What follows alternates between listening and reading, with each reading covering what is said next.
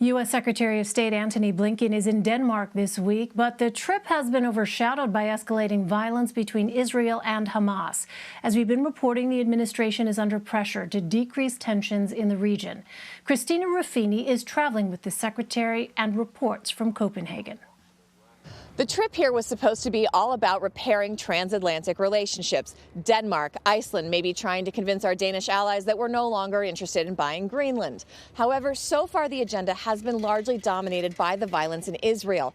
At the top of the press conference today with his Danish counterpart, Secretary of State Antony Blinken implored the sides to find a way to stop the violence and also said he's particularly concerned against violence against civilians. Now, some of the civilians who were targeted in Gaza include media organizations who were in that tower that was hit by an Israeli airstrike. That includes the Associated Press and Al Jazeera. Israeli officials over the weekend said they had transmitted intelligence to the United States that showed that terrorist Hamas were using that building for military assets. We asked Secretary Blinken if he had indeed received such intelligence and if he found it credible. He said, although he is not the person in the administration who would necessarily receive that, he said he has not seen that information. Now, it begs the question, if the U.S. top diplomat who says he's invested in this issue and putting a lot of time into trying to find a resolution has not seen that information, who in the administration has seen it? Is it credible? And was it transmitted at all? Christina Ruffini, CBS News, Copenhagen. For more, let's bring in Stephen Cook. He's a senior fellow for Middle East and Africa Studies at the Council on Foreign Relations. Stephen, welcome. Thanks very much for being with us. President Biden is under pressure from some Democrats to call for an immediate ceasefire between Israel and Hamas. Why is the administration distancing itself from those demands? Well, I think there's two primary reasons, perhaps three. The first is that President Biden, as vice president, oversaw negotiations between Palestinians and Israelis and came to the conclusion that there was no good that can come from it. And he does not want to get dragged into a prolonged American effort to resolve a conflict that up to this point is unresolvable. Second, the president is engaged in a negotiation with the Iranian government over either a new nuclear agreement with Iran or returning to the JCPOA of 2015. It's no secret that the Israelis are very, very concerned about how such an agreement would affect their security. It doesn't seem like good diplomacy for the president of the United States to intervene at a moment when the Israelis believe their red lines have been crossed, their cities are under fire. Doesn't seem like a good move for him who's trying to reassure the Israelis that his negotiations with the Iranians are not going to harm their security, for him to now intervene in a conflict where they are trying to restore peace to their cities. And then I think the third thing is the president, there's politics involved here, and the president does not want to give the Republicans anything for which to beat him up over, and Israel is a very important issue for the Republican Party.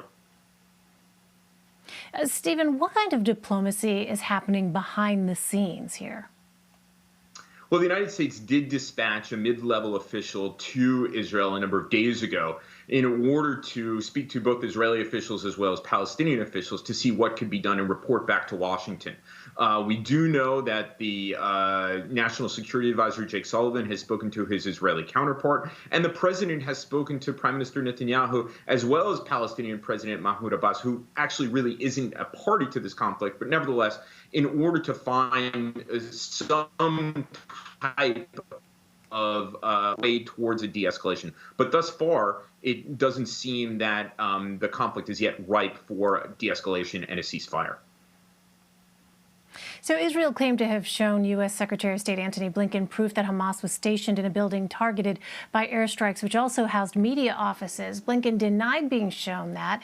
But this comes after an Israeli military spokesperson told reporters last week that Israeli ground forces had begun attacking in the Gaza Strip. But that turned out not to be true. Now, the spokesman blamed the fog of war. But, Stephen, could there be a strategy here in intentionally misleading reporters about what's taking place?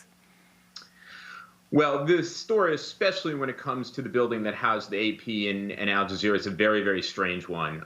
Certainly last week when the Israelis first announced that their ground forces had entered Gaza and then went back on it, seems to be a misinformation campaign to not fool the media necessarily, but to fool Hamas. When it comes to the situation with the AP and Al Jazeera, even if the Israelis had hard evidence that there was a Hamas and Islamic Jihad intelligence cells in that building, they just can't bring it down. They'll just have to find another way to deal with that threat. You can't attack the international media. It is, I think that is a red line, and I think the Israelis made a tremendous mistake there. Well, you recently wrote in Foreign Policy magazine that while many are blaming the current flare-up on Prime Minister Netanyahu or on Hamas, the conflict between the Israelis and Palestinians is at its core about identity. Talk to us a bit more about that. Yeah, I think the proximate cause is, of course, that Prime Minister Netanyahu and the Hamas leadership benefit from increased tensions. But, of course, this is a prolonged, protracted conflict that has been going on for a very long time.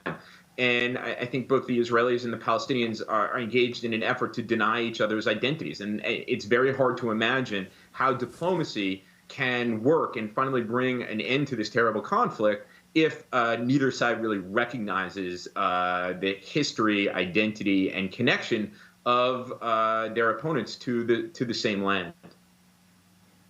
With that being the case, then, Stephen, what do you see as the best and worst possible case scenarios with this current conflict? Any resolution in sight at all? Well, it certainly seems that at some point there will be a de-escalation and a ceasefire between the Israelis and Hamas in this round. These types of Israeli incursions and rocket fire from Hamas tend to follow a pattern. And so, as I said, at some point something will happen that will provide diplomats the opening to bring about a ceasefire.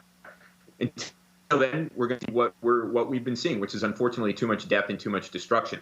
In terms of a broader overall resolution of the conflict between Israelis and Palestinians and the establishment of peace between between Israelis and Palestinians, I don't really see any way forward. The Palestinians' minimal requirements for peace are things that Israelis can't satisfy, and vice versa. Israel's minimal requirements for peace are things that the Palestinians can't possibly satisfy. So under those circumstances, and given the fact that the nature of the conflict is about identity and the denial of each other's identity, it doesn't seem to me that this is a conflict that has a solution. All right, Stephen Cook. Stephen, thank you very much for sharing your insight with us. We really appreciate it. My pleasure.